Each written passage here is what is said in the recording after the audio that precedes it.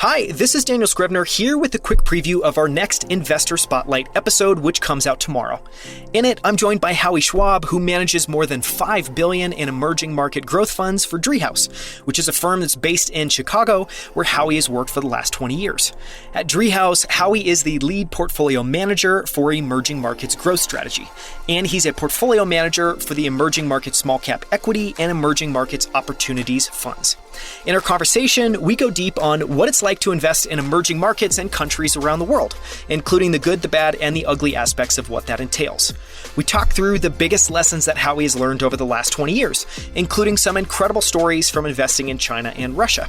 We talk through Driehaus's unique culture and why they're so focused on the behavioral and macro aspects of investing.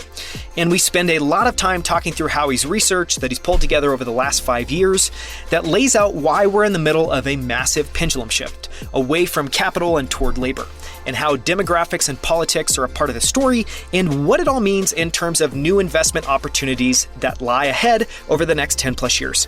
If you're an investor or investment manager and you're interested in global investing, this interview is filled with incredible ideas and lessons learned. Here's one of my favorite clips. Tune in tomorrow to listen to the full episode. What is some of your, what do you credit with your success, and what is some of your advice, just very generally, for other investors? I mean, I think being open-minded and malleable is truly important.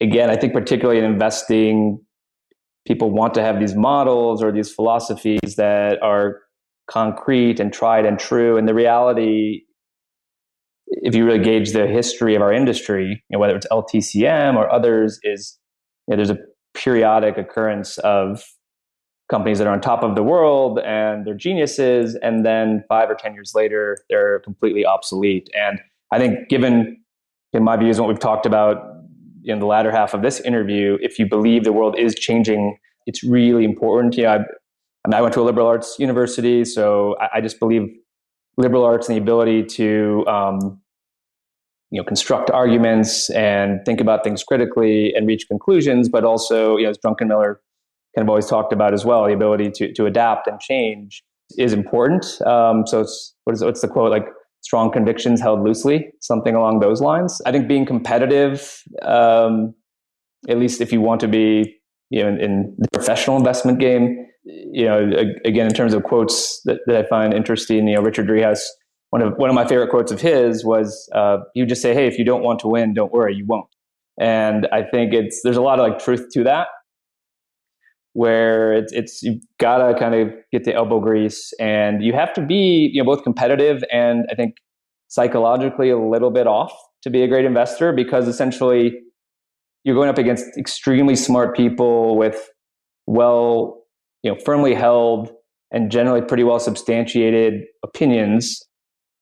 And the ability to sort of have conviction in the face of that is really challenging. So yeah, I think those are probably the big ones. I think the last thing, and kind of going back, to another Druckenmiller, but he talks a lot about how the best investment managers he's ever met are hyper fixated on their failures and sort of come with a healthy dose of humility. And there's so many arrogant people in this industry. And so, yeah, I think if you are competitive, and if your true interest really is being the best investor rather than, the paycheck or, the number of houses you can acquire or something along those lines, I think I'd like to think of how I am. Like, the successes are great, but the pain, it's like the emotions of loss versus winning. I mean, the emotions that, intensity I get from losing or failure is significantly more than my successes. And I think you sort of need to have that mindset in order to persist in this industry for a long time. So I think those are probably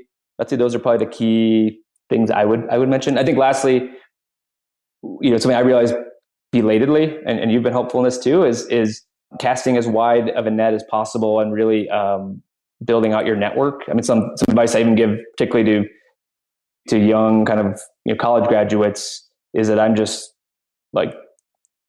blown away by how much great content there is available for free now through newsletters and podcasts such as this, and conferences that are available on YouTube.